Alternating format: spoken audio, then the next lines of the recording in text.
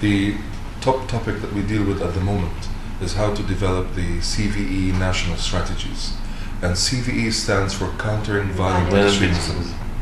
The second important topic for us is the issue of countering the phenomena of foreign terrorist fighters. If you look at all forms of violent extremism, it always starts with an idea. And it's that idea that we need to tackle, that we need to deal with. And unfortunately, that idea, it triggers certain emotional response. And that emotional response leads to a certain behavior that we call terrorism, an act of violent extremism as well. We talk about the community engagement part, which is extremely important and very, very helpful. Many are talking about how social media allow these groups to unfortunately start to propagate and recruit. And therefore, social media, our mobile phones, are no longer simple mediums or platforms of communication. Some would even say they're becoming like weapons. It's a danger. We need to ban all of this. But to be honest with you, if I use the pen to hurt someone, shall we ban all pens on the world?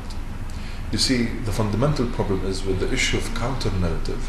We wait until the other create their own message for us to be... Exactly. So we're always on the defense and we're always on the reaction. We are already a bit too late. No doubt. What we need to do to create our own narrative, where they have to counter our own, where we basically build on the alternative possibilities. Can we deconstruct their narratives? Can we develop and construct alternative messaging?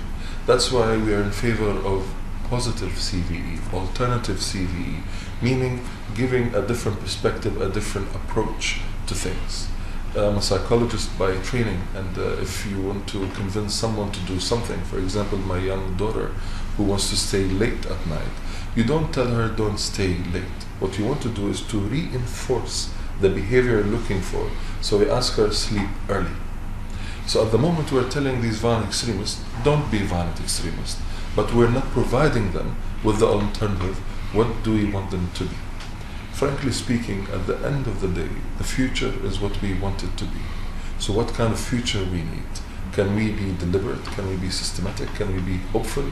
But also very realistic in terms of the expectations, the outcomes, the objectives we would like to achieve.